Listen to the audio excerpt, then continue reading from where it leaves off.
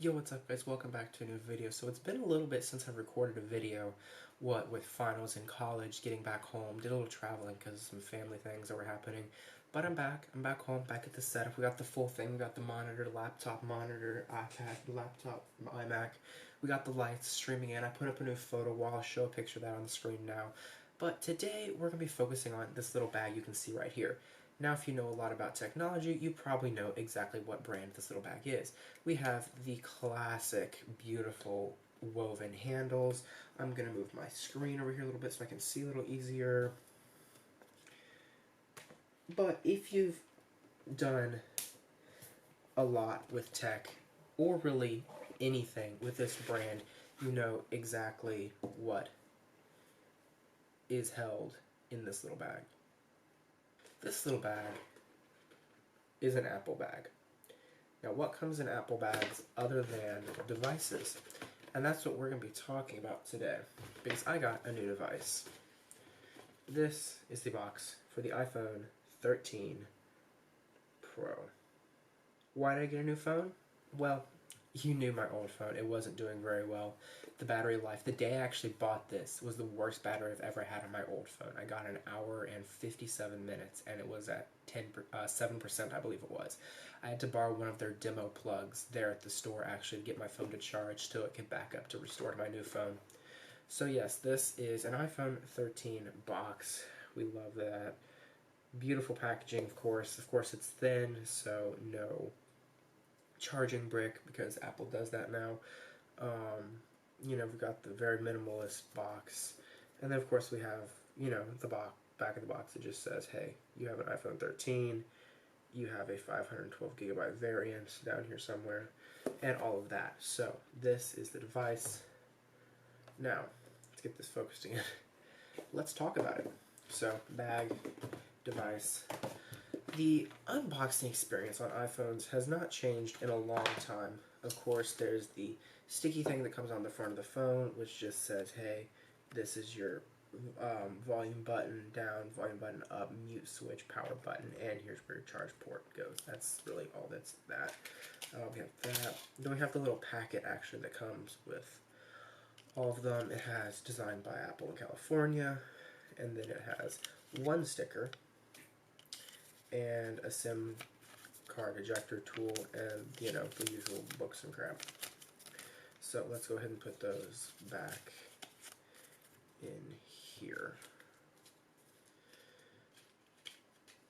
So there's that.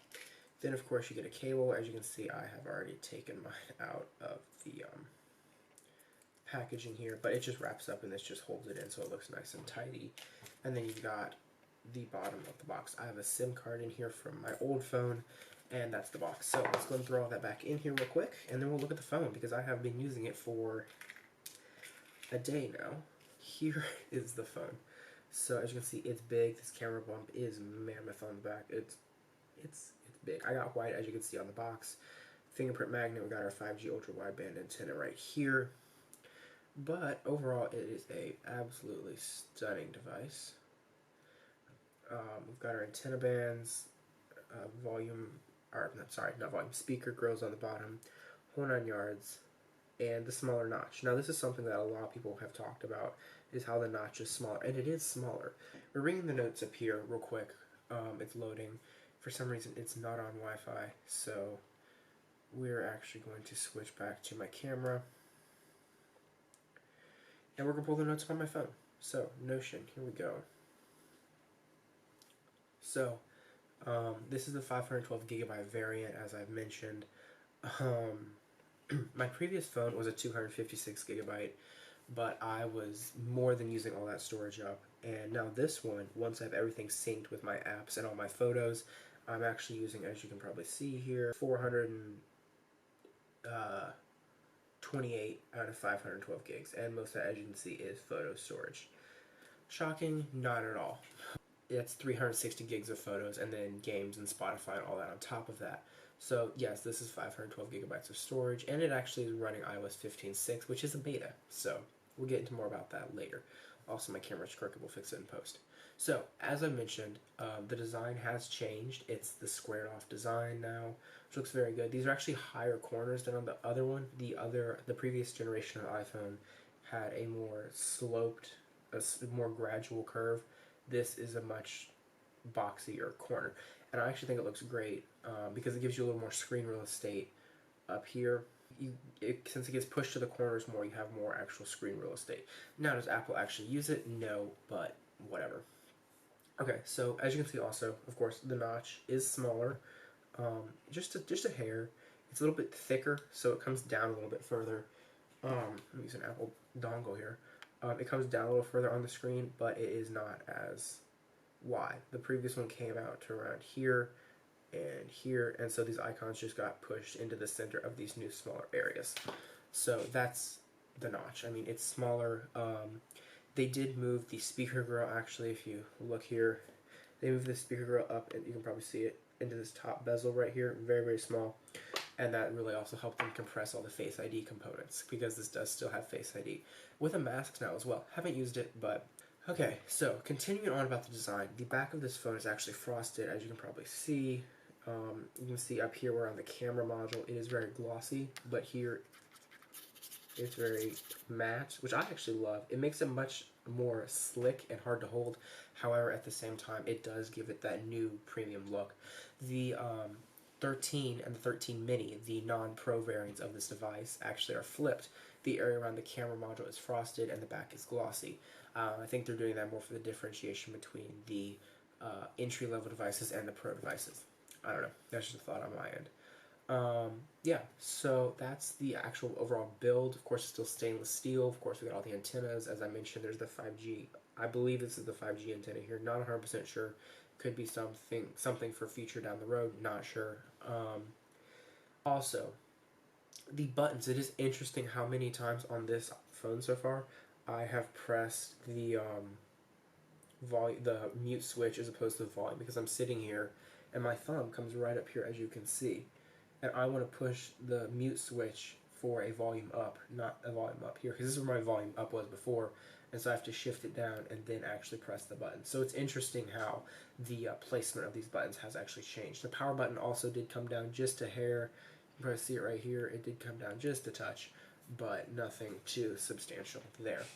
Now, one other thing I want to talk about is with those button changes, do you get accidental presses? Not really. You'll get used to it pretty quick. Yeah, so smaller bezels, that of course did happen. I mentioned that they're smaller. It just got pushed a lot further to the edges, and all that. You can't really see it because this is a black wallpaper, but if we go to my lock screen, you can see how close those are pressed up to the edges. If we compare that to like a 10, or you will see a difference. Part of that, I believe, is because of the squared off design. So next, let's talk connectivity. Now, of course, this is the new phone, so it comes with new options to connect, really. This is a 5G phone. I've mentioned that probably 100 times already with my, pretty sure this is a 5G ultra wideband antenna down here, but of course it's 5G, 4G LTE, no 3G. They dropped 3G actually radio to make room for 5G because those antennas are actually monstrously big, and so that is something they had to care about when they were doing that. So 3G is gone, so 5G, 5G ultra wideband, and 4G LTE. Bluetooth, of course, is still good. I believe it's Bluetooth 5.2 now, not 100% sure. And yeah, so of course, it also has Bluetooth LE, low energy. So you can use that for all your door locks, or I believe it also uses that for like an Apple Watch syncing, all of that kind of stuff. Next, let's actually, so there's not a lot really big new with connectivity. Let's talk about battery. Now, my previous phone, as I said, the battery was absolutely terrible. I was on my fourth battery, second full phone replacement. That phone had a rough life. Part of that is I was in Wisconsin in the winter, and I fell a lot because ice. Ohio is not really known for having a lot of ice and snow. And then you move to Wisconsin where there's like 3 feet of snow, and it's a big difference. So that phone had a hard time. But this one is this one's battery is also just significantly better. If I go yesterday, I believe I got like 12 hours of screen on time, which is a very big difference for me coming from an iPhone XS, which, as I said, was terrible battery life. Now, when the XS was new, it was also not amazing battery life, but it was much better. And I believe I read in a couple places that were talking about how the iPhone XS line was some of the worst batteries Apple had made. They then rebounded from that with the iPhone 11 and 11 Pro, 11 Pro Max, making it some of the largest battery sizes we ever saw, almost touching that 4,000 milliamp hour battery capacity. I believe the Pro Max was 3,986 milliamps, and that was huge. That really helped the battery. Of course, there was new battery chemistry that came along too with the iPhone 12. They dropped that back down a little bit. I believe the Pro Max was around 3,800, maybe 3,700. This year, they did bump it back up a little bit because of some other features we'll get into about this phone. So it does have a higher capacity battery, but also with the efficiency of the new A15 chip and all that, there are some big differences you will see. Let's talk battery life a little more. And this isn't really more about battery, this is more about just like charging and the length of use for this battery. This battery is so much better. This did not go on the charge. I took this off the charge at 7 a.m. and put it back on at 6:30 because it was at 11% and I needed to charge it before I went to dinner. So, big differences. Okay, so of course, with this one too, it has something that came with the iPhone, I believe it was 11, which is fast charging, so 0 to 50% in 30 minutes with a 20-watt charger or faster. Of course, you'll have to buy that separately because Apple does not include that now, but these do have fast charging, something my old device did not. So that was actually really nice. Hop in the shower, and it will be like at 30% by the time I'm done in the bathroom completely. So it was great. Just having that, just plug it in, not have to worry about it as much. So, also, of course, this has MagSafe. You can't really see it here, and I don't have any magnets anywhere near me right now, actually. Well, do I actually? That doesn't really work. I don't have any magnets on me right now, but just take my word for me. Take my word for it. It has MagSafe on the back, just like the iPhone 12 did. And of course, that does charge at 15 watts, I believe it is, wirelessly, but also MagSafe, so it's more efficient because it's always 100% lined up. I'll go into more detail about how MagSafe works, maybe in an upcoming video. We'll see. That's really all there is with battery, faster charging, MagSafe, whole 9 yards. Alright, let's talk about storage. Now, as you know, I love my storage. My MacBook Pro has 8 terabytes, my iPad has 512 gigabytes, my MacBook Air is 128. If I can, I rack in the storage as fast as I can because being a photographer, I use a lot of storage. This phone, as I said, already using 400 gigabytes. I've had this phone a day and a half. Yeah, so this phone is the first phone that they did that went up to a terabyte. Of course, 128, 256, 512 a terabyte. And the terabyte maxes out at around $1,300. That is quite a price change and a price jump that is hard for a lot of people to swallow, including myself, which is why I didn't get it.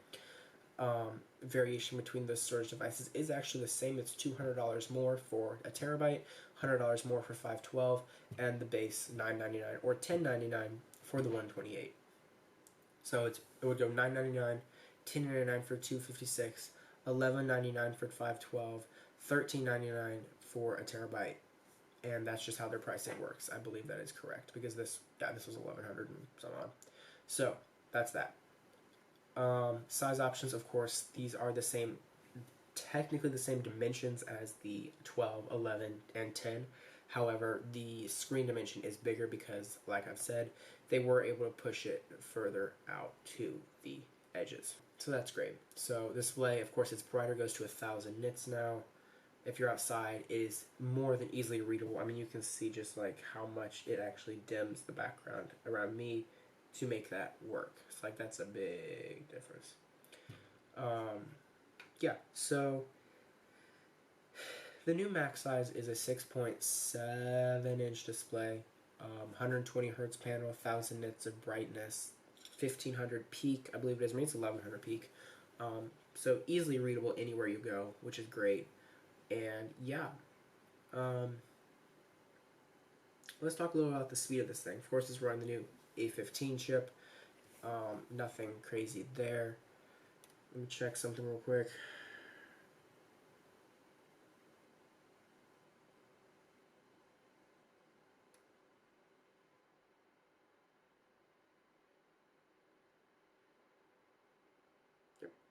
Okay, yeah. So this is running the A15 chip, which clocks in at 2.93 gigahertz. It's a 6-core, it's a hexa-core 2.9 gigahertz processor, so it's powerful. And yeah, let's talk camera, because that's something that they've really been promoting, how it's more of just a mobile device with lenses, or lenses attached to a mobile device. And there's 3 of them, so let's talk about them. So, on this camera, we have an ultra wide. Yeah, well, which one is this? This is the. Okay, we have an ultra wide right here. We have your normal wide here, and you have your 3x telephoto up here. So, ultra wide, 1, 3. Now they jumped from a 2 to a 3. The 12 was a 2.5, and then they jumped to a 3 on the 13. Big difference, really good quality for zoom. It's really awesome seeing it. It takes actually a little bit for it to take that and then process it, get rid of a bunch of the noise. So it's really cool if you go fast enough. You can take your picture at a 3x telephoto, jump into the photos, watch it, just transform it into a really good looking image. Let me see what I can do here actually real quick. Focus, go. Okay, so it's not going to do it here. But yeah, so you've got your good old ultra wide, your wide, and your telephoto. And I'm blurry. So of course it shoots raw 10-bit. The raw files are gigantic. Previously, when I was shooting on my 10S, I would have to go through an app called ProShot, not affiliated. The link will be below, however, which is a $4.99 app, $4.99 app that would allow you to shoot raw on any phone that didn't have the capacity earlier. Those would be around 10 to 12 megabytes per image. If I take a raw image on this, if I just take a picture of you guys right now, I just take one on the ultra wide, one on the telephoto, and one on the 3x. Let's look at these file sizes, shall we? Ultra wide. It's going to take a little bit for Max to write them. Okay, photos. Okay, look at this number. 22 megabytes. Next. 29 megabytes, almost 30. Next. 19.3 megabytes. So these raw files are big. My camera that I'm recording on, its files are, I believe, like 15. My mom's camera that I've shot with before, hers were around 20. This has shot files up to 40 meg, which is insane. And you'd think that'd be great for editing. Now, however, I have shot some in some very non-ideal situations. I'll throw some up on the screen, but it takes good photos. Like, there's no denying it. I mean, iPhones are known for taking good photos. However, there are some times when it just doesn't do amazingly well. The dynamic range isn't perfect. It just doesn't always take amazing photos, and I think that's something that a lot of phones struggle with. Unless you're in like absolutely perfect conditions, but it has the capability to take some very nice photos here. So, with that being said, that's okay. So that's the camera. I really want to. I'll probably do a whole video just talking about this camera because it's so insane. Yeah, so stabilization, raw photos, all that. I'll do a whole video actually talking about editing these raw photos as well. But if you want to see those videos, be sure to subscribe, comment, like, share, all that good stuff, and I will catch you guys in that next video. Yeah, so I'm going to have a really fun time playing around with this camera. I'll keep you guys updated how it goes and what I love and hate about this device. Though honestly, coming from an iPhone XS, I don't think it could do anything worse than what that one did. And that was a great phone when it came out. But 4 years later, 5 years later, 4 or 5 years later, it's really showing its age.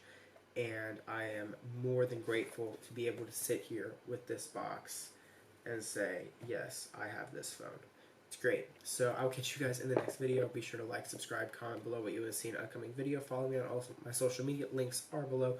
Along with the website, go check it out. The store is up. Maybe you have an iPhone you want to get a case for. I sell those. Maybe you want to get a mouse pad. I sell those. It's summer. Maybe you want to invite people to your house. I have greeting cards. I won't go into everything I have, but head over there. Check it out. Links are below. And I'll catch you guys in the next video. Take it easy, fam. Peace.